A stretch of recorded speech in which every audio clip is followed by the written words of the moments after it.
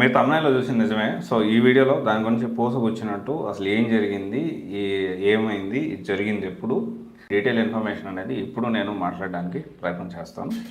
And ఇప్పుడు ఏం చేస్తున్నారు డెఫినెట్లీ అది కూడా మనం డిస్కస్ చేద్దాము. సో ఇది యాక్చువల్లీ ఏంటి అంటే this is not about controversy or something. మీరు అందరూ కూడా అంటే ఒక సిచ్యువేషన్ వస్తే దాన్ని ఎలా ఫేస్ చేయాలి. చాలా మందికి జీవితంలో ఇలాంటి ఫేజ్ అనేది ఒకటి ఉంటుంది. ఆ ఫేజ్ నుంచి నేను ఎలా బయటకు వచ్చానని మీకు చెప్పడానికి ఈ వీడియో చేస్తూ ఉన్నాను. సో ఎస్, నా ఎక్స్ గర్ల్ ఫ్రెండ్ వచ్చేసి ఐఏఎస్ ఫ్యాకల్టీ. ఇది చెప్పడానికి నేను గర్వంగా ఫీల్ అవ్వట్లేదు, అలాగని చెప్పి బ్యాడ్గా కూడా ఫీల్ అవ్వట్లేదు. ఎందుకు ఏంటి అనేది నేను పూర్తిగా చెప్పడానికి ప్రయత్నం చేస్తాను. సో చివరి వరకు చూడండి, చాలా ఇంట్రెస్టింగ్ విషయం ఉంటుంది. ప్రతిదీ నేను చెప్పడానికి ప్రయత్నం చేస్తాను మీకు. అయితే ఇక్కడ ఏమైందంటే ఫస్ట్ 2017లో నేను అశోక్ నగర్కి వచ్చాను. 2017లో ఒక డిప్లొమాటింగ్ కంపెనీ ద్వారా, ఏజెన్సీ ద్వారా నేను ఇక్కడ ఒక ఇన్స్టిట్యూట్కి వర్క్ చేయడానికి నేను రావడం జరిగింది, వాళ్ళ రిప్రజెంటేటివ్గా.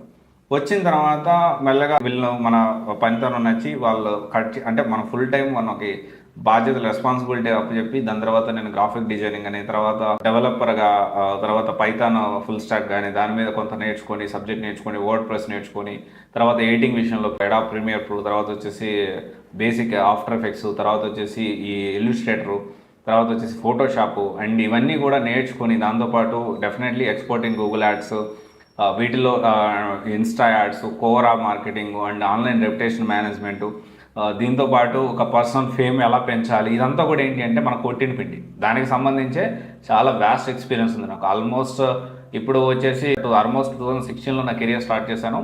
అండ్ ఆల్మోస్ట్ ఇప్పుడు వచ్చేసి దాదాపు 9 ఇయర్స్ ఎక్స్పీరియన్స్ ఉంది. 9 ఇయర్స్ అంటే మల్టిపుల్ ఇన్స్టిట్యూషన్స్ వర్క్ చేశాను. And at the same time ఇదంతా మీకు ఇంట్రో ఎందుకు చెప్తున్నాను మీకు చెప్తాను. నా గురించి సెల్ఫ్ కాదు, ఇదంతా ఇంట్రో ఎందుకు చెప్తాను మీకు అర్థమైంది పోను.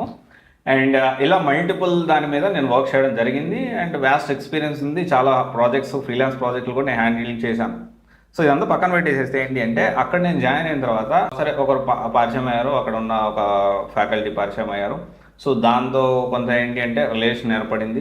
ఆ రిలేషన్ ఏర్పడిన తర్వాత నాకు పరిచయం అయినప్పుడు తన జీతం వచ్చేసి 45,000 రూపాయలు, 50,000, 5,000 టీడీఎస్ కట్ చేసేవాళ్ళు, 45,000 జీతం పడేది. నాకు 15,000 జీతం అవుతుంది. Okay. And at the same time నేను ఫ్రీలాన్స్ ప్రాజెక్టులు అవి తీసుకోవడం దాదాపు 35 నుంచి 40,000, 30,000, 35,000 ఆ రేంజ్లో మనం ఉండేది. అది స్లోగా ఏంటి అంటే తనకి పర్సనల్ అంటే తన ఫేమ్ పెరగాలి, పబ్లిక్లోకి ఇంకా వెళ్ళాలి అని చెప్పి నేను అంటే నాకు ఆల్రెడీ వేరే ఐఏఎస్ ఫ్యాకల్టీ వేరే వాళ్ళు పర్సనల్గా వాళ్ళు వర్క్ చేయమన్నప్పటికీ వేరే ప్రాజెక్ట్స్ అన్నీ పక్కన పెట్టి ముందు తన గ్రో వచ్చింది. అప్పటికే ఆల్రెడీ వేరే రిలేషన్, ముందు తన గ్రో చేద్దాము, 45,000ని ఎలా పెంచాలి, ఎలా ఫేమ్ పెంచాలి పబ్లిక్లో. సో తను ఎలా మాట్లాడితే ఇంకా ఎక్కువ మంది తనకి ఫాలో అవుతారు, ఫాలోవర్స్ పెరుగుతారు, ఇలా ప్రతి ఒక్కటి పూసగుచ్చినట్టు నేను వెనకాల నుండి నడిపించిన తర్వాత 45,000 నుంచి మెల్లగా ఫ్రీలాన్స్ ప్రాజెక్టులు వేరే ఇన్స్టిట్యూట్ వాళ్ళతో మాట్లాడి తన కొంచెం పబ్లిక్లో ఫాలోవర్స్, ఫేమ్ పెరిగిన తర్వాత మంచి ఫ్యాకల్టీకి పేరు వచ్చిన తర్వాత వేరే ఇన్స్టిట్యూట్లో కూడా మనం మాట్లాడి వాళ్ళ దగ్గర కూడా ఫ్రీలాన్స్ అంటే అక్కడ కూడా చేయించడం జరిగింది. దీంతోపాటు ఇంకొక ఆన్లైన్ ప్లాట్ఫామ్లో కూడా మాట్లాడి అక్కడ కూడా డీల్ సెట్ చేయడం జరిగింది. అక్కడ కూడా మాట్లాడింది, దానికి సంబంధించింది కూడా క్లాసులు. ఇలా ఏంటి అంటే వితిన్ 6 to 7 monthsలోనే ఆ 45,000 అంటే ఏదైతే ఆర్గనైజేషన్లో పనిచేస్తుందో గుర్తింపు లేకుండా అక్కడ పనిచేస్తూ ఉంటే ఆ గుర్తింపు వచ్చేలాగా ఆ ఉన్న ఆర్గనైజేషన్ దగ్గరే దాదాపు 1.5 నుంచి అంటే 150,000 నుంచి దగ్గర 2 లక్షలు అంటే 45,000 కాక ఈమె అప్పుడప్పుడు క్లాసులు చెప్పేది దానికి ఒక 1,000-1,200 ఇచ్చేవాళ్ళు. అప్పుడు 1,200 నాకు తెలిసినంత 1,200 ఇచ్చేవాళ్ళు. దాన్ని 2,500 చేశారు.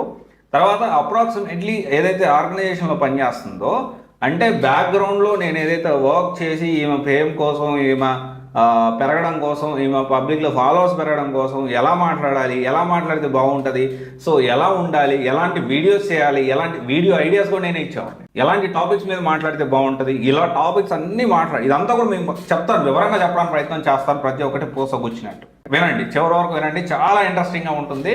సో ఏం జరిగింది, అట్ ది ఎండ్ ఏం జరిగిందో మీకు ఖచ్చితంగా తెలుసు, ఇప్పటికే తెలిసి ఉండాలి, ఖచ్చితంగా చెప్తున్నా. అండ్ నేను తనతో లేనంటేనే మా ఇద్దరం కలిసి లేవంటే. అయితే ఇక్కడ ఆ ప్రాసెస్లో ఈ విధంగా జరిగిన తర్వాత ఉంది అదే ఆర్గనైజేషన్లో 1,50,000, 2 లక్షలు అయింది. అండ్ వేరే ఆర్గనైజేషన్ వాళ్ళు ఒక 50,000, 70,000 ఇస్తామన్నారు.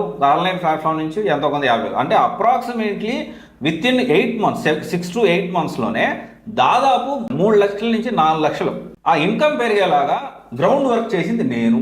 ఇదే విషయం నేను 5 సంవత్సరాల ముందు చెప్పుకుంటే ఎవరు నమ్మరు. సో ఇప్పుడు చెప్తే నమ్ముతారా అంటే చెప్తాను. దానికి కూడా పర్సనల్గా ఒకటి సపరేట్గా స్టార్ట్ చేసి ఇంకా గ్రో చేద్దాము. ఈ 4 లక్షలని 10 లక్షలు ఇన్కమ్ ఎలా చేయాలి, ఎందుకంటే ఎలాగైనా కానీ మేమిద్దరం కలిసి ఉంటాం కదా. తను గ్రో అయితే తర్వాత నేను దాని గురించి వేరేది నేను ప్లాన్ చేసుకోవచ్చు. ఫస్ట్ ఒక మంచి ఫైనాన్షియల్గా మనం సెటిల్ అవుతాము, స్ట్రగుల్ లేకుండా, ఇబ్బంది లేకుండా మనం లైఫ్ని లీడ్ చేయొచ్చు అనే ఒక పాజిటివ్ దృక్పథంతో నా గురించి నేను ఆలోచించుకోకుండా తను అయిపోయిన తర్వాత తర్వాత ఎక్కడికి పోతుంది, మనం మంచిగా సక్సెస్ అయితే లైఫ్ మంచిగా లీడ్ చేయొచ్చు కదా అనే ఒక పాజిటివ్ దృక్పథంతో నన్ను, నా పర్సనల్ థింగ్స్ని, నా కెరియర్ని పనంగా పెట్టి నేను గ్రో చేసిన తర్వాత ఏం చేసింది తెలుసా? గ్రో చేసిన తర్వాత నా రేంజ్ మారిపోయింది. నా రేంజ్ వేరే రేంజ్. ఆ వేరే రేంజ్ ఇప్పుడు ఏడొచ్చిందో కూడా నేను చెప్తాను. ఇప్పుడు ఎందుకు మాట్లాడుతున్నా కూడా చెప్తాను. నా వేరే రేంజ్ వచ్చింది, నాది నెక్స్ట్ లెవెల్ రేంజ్. సో నువ్వు నా ఇన్కమ్ మీద నువ్వు డిపెండ్ అవుతున్నావు. ఇన్ఫ్యాక్ట్ నాకు అంత ఎక్కువ శాలరీ లేదప్పుడు. మెల్లగా అటు తిరిగి 25,000 30,000 దగ్గర 50-60,000 దాకా వచ్చేది. తర్వాత 70-80 ఇట్లా పెరుగుతూ వెళ్ళింది. తర్వాత ఫ్రీలాన్స్ ప్రాజెక్టులు చేసినప్పుడు పర్ మంత్కి 1,50,000 నుంచి 1,70,000 వరకు కూడా నా పీక్ టైంలో నేను సంపాదించిన రోజులు ఉన్నాయి ఒక్కొక్క నెలలో. నిజంగా మల్టిపుల్ ప్రాజెక్ట్స్ అస్సలు ఖాళీ ఉండేవాడు నా దగ్గర. పెద్ద ఆన్లైన్లో కూడా ఇప్పటికీ కూడా మనం చాలామంది సివైసి అంటే ఒక పెద్ద వ్యవస్థే ఉంది. నాకు చాలా మందికి తెలియదు ఈ విషయం. అంటే ఒక పెద్ద వ్యవస్థ అంటే ఆన్లైన్లో నేను ఒక పెద్ద సిస్టమ్ని క్రియేట్ చేసుకున్నాను. నాకు నేను ఎక్కడికక్కడ ఫ్రీలాన్స్ పర్సన్స్ ఉన్నారు. అవసరమైతే మనము ఒకటి అంటే మనం ఎంతకైనా కానీ ఆన్లైన్లో చాలా మంచి టీం ఉంది. ఎప్పటి నుంచో ఉన్నాను నాకు.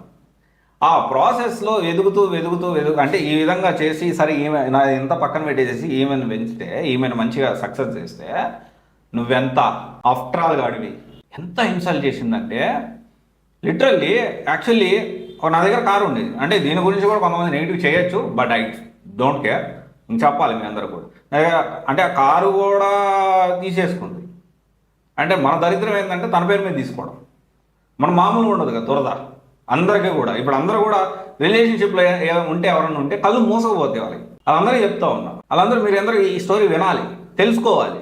ఆ తర్వాత లిటరల్లీ ఒక రోడ్డు మీద వదిలిపెట్టేసింది. ఏమని చెప్పుకుంటున్నారు అటు సైడు?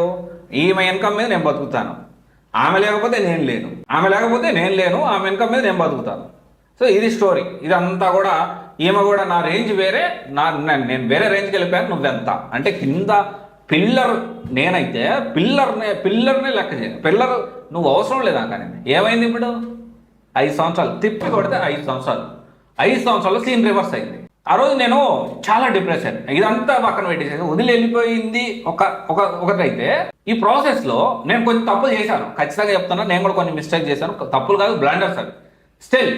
బట్ అది కూడా చేసేలాగా ప్రేరేపించారు, ప్రొవోక్ చేశారు. ఆ స్టోరీ ఇంకా డీటెయిల్గా వెళ్ళొద్దు. ఇంకా డీటెయిల్గా వెళ్తే ఇంకా చాలా వస్తాయి. I don't want.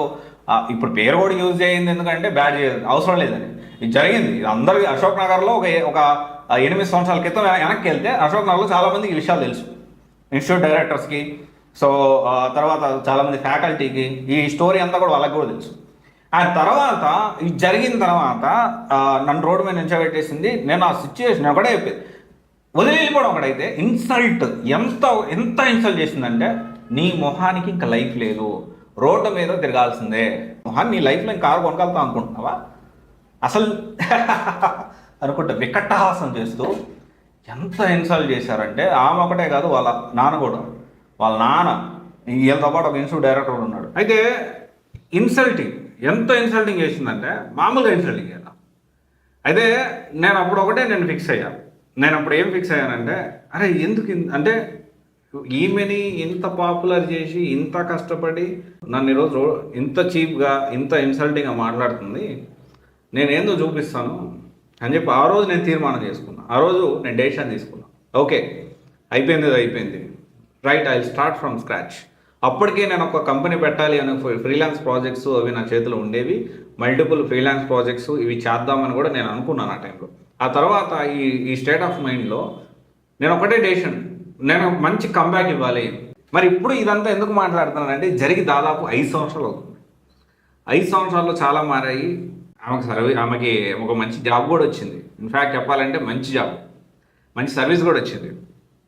అయితే ఈరోజు రీసెంట్గా నన్ను ఎక్కడైతే అవమానించారో అదే అశోక్ నగర్లో నాకు ఒక ఆపర్చునిటీ ఉంటే ఇవ్వండి అని బాబా అని అడుక్కుంటూ తిరుగుతుంది. And at the same time my manager is earning more than her.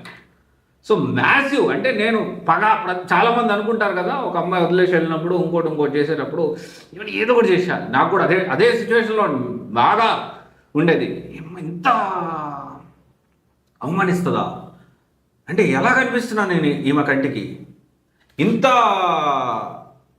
చిన్న చూపా, ఇంత కష్టపడ్డా కదా, ఇంత చేశాను కదా, ఇంత సపోర్ట్ చేసి ఒక పిల్లర్ లాగా నుంచున్నా కదా ఆమె ఫేమ్కి. ఈరోజు ఏమైంది, ఆ పిల్లర్ లేకపోతే బిల్డింగ్ ఏంటి నిలబడదు కదా. ఎంత హైట్కి వెళ్ళినా, ఎంత హైట్గా హైరైజ్ అపార్ట్మెంట్స్ అయినా కానీ వితౌట్ పిల్లర్ ఎంత హైరైజ్ అపార్ట్మెంట్ నిలబడదు. ఎంత హైట్స్కి వెళ్ళిన కెరియర్ కూడా, పీక్స్కి వెళ్ళిన కెరియర్ కూడా ఆ పిల్లర్ లేకుండా నిలబడదు. ఆ పిల్లర్ నేనై ఆ రోజు నుంచోబెట్టా. అండ్ ఇప్పుడు ఎందుకు నమ్ముతారు అంటే, ఇప్పుడు నేను సక్సెస్ అయ్యాను. ఆ రోజు నాకేం లేదు సక్సెస్ అంటే ఏదో విపరీతంగా నేను 100 కోట్లు సంపాదించాను అని నేను చెప్పను, కానీ అప్పుడు నాకు అసలు జీరో ఫాలో. అసలు పబ్లిక్లో ఎలా మాట్లాడాలో అంటే, నేను ఫస్ట్ ఎలా మాట్లాడాలో ఒక సజెషన్ చేస్తాను, కానీ నేను ఎలా మాట్లాడాలనేది అప్పుడు నాకు అలవాట్లేదు. పబ్లిక్లో ఎవరికి తెలియదు.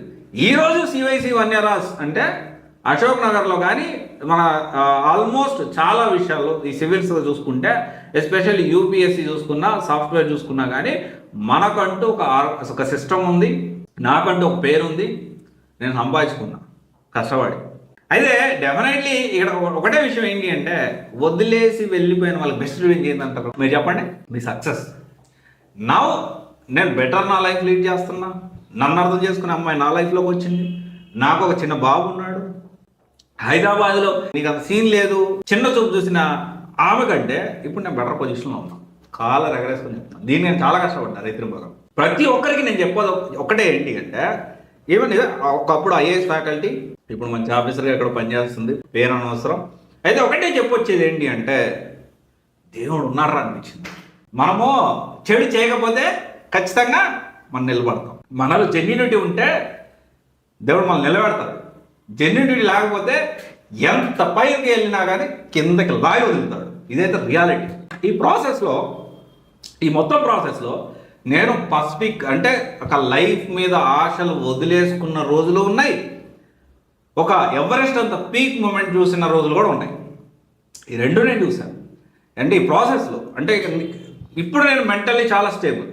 ఏ ఎమోషన్కి దేనికి నేను ఇదైపోను, అంటే మెల్ట్ అయిపోవడం కానీ ఎమోషనల్గా ఇప్పుడు ఏ డెసిషన్ తీసుకోను. చాలా స్టేబుల్గా ఉంటా, చాలా మైండ్ అనేది చాలా స్ట్రాంగ్ అయిపోయింది. ఈ దెబ్బలు తగిలి ఈమె చేసిన ఇన్సల్టింగ్కి ఈమెతో పాటు పక్కన హాహాహా అని నవ్వారు నన్ను చూసి.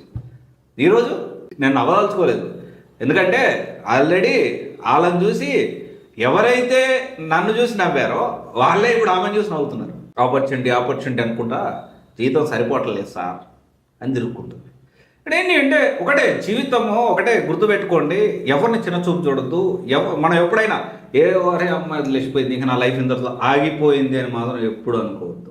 నిజంగా చెప్పాలి అంటే జీవితంలో నిజంగా సిన్సియర్గా నువ్వు లవ్ చేసి అది బ్రేక్ అయిపోతే అప్పుడే నీ నిజమైన జీవితం మొదలవుతుంది. చాలా ఇంపార్టెంట్. నేను నా లైఫ్లో చూసాను, నేను లైఫ్లో చూసే మీకు చెప్తా ఉన్నా. అండ్ గవర్నమెంట్ జాబ్స్ ప్రిపేర్ అయ్యి చాలా కష్టపడి ఒకవేళ అక్కడ ఫెయిల్ అయ్యి మళ్ళీ మన కెరియర్ లేదు అనుకోవద్దు. డెఫినెట్లీ మంచి కంబ్యాక్ ఇవ్వచ్చు. ఒకటే విషయం ఏంటి అంటే, ఎప్పుడన్నా మన జీవితంలో ఇప్పుడు నేను ముందుకు వెళ్ళాను, మళ్ళీ ఇప్పుడు పడిపోవడం గ్యారెంటీ లేదు, ఖచ్చితంగా పడతాను. కానీ ఒకటే విషయం ఏంటి అంటే, ఎన్నిసార్లు పడ్డా లేసేంత మోటివేషన్ నా దగ్గర ఉంది, లేసేంత ధైర్యం నాకుంది, పడినా లేస్తాను అనే నా మీద నాకు నమ్మకం అనేది ఉంది. సో ఇదైతే గుర్తుపెట్టుకోండి. సో అంటే ఈరోజు నేను ఇప్పుడు ఎందుకు చెప్తున్నా 5 సంవత్సరాల తర్వాత అంటే, ఇప్పుడు నేను చెప్తే కన్సిడర్ అవుతుంది. అదే ఆ రోజు నేను మాట్లాడితే నా పక్కింటోడు కూడా నా వర్షన్ వినడానికి కూడా ఎవరు లేరు. అట్లీస్ట్ మీరు నా వర్షన్ వినడానికి ఇప్పుడు ఒక ప్లాట్ఫామ్ ఉంది, అట్లీస్ట్ మీరు వినడానికైనా మీరు సిద్ధంగా ఉన్నారు. అంటే వాయిస్ ఎంత అప్పుడు మాట్లాడితే కంటే కూడా ఇప్పుడు మాట్లాడితే ఇంకెక్కువ మందికి రీచ్ అవుతుంది. అండ్ నేను ఇప్పుడు పేర్లు ఇవన్నీ అనవసరం, కానీ ఒకటే విషయం ఏంటి అంటే, ఈ మొత్తం ప్రాసెస్లో ఎవరన్నా వదిలేసి వెళ్ళిపోతే అస్సలు ఫీల్ కావద్దు. మిమ్మల్ని మీరు ప్రేమించండి. Love yourself, that is very important. Okay, ఇది ఒకసారి ఆలోచించండి. నాకు ఎందుకో ఈ మధ్య ఈ అశోక్ నగర్లో తిరుగుతుందని నాకు ఇన్ఫర్మేషన్ వచ్చింది, వీళ్ళందరూ ఫోన్ చేసి చెప్పారు. సో నాకెందుకు మళ్ళీ గుర్తొచ్చింది, మీతో షేర్ చేసుకోవాలనిపించి ఈ విషయాన్ని మీతో షేర్ చేసుకుంటున్నాను. Anyway, thank you. This is Raj signing off.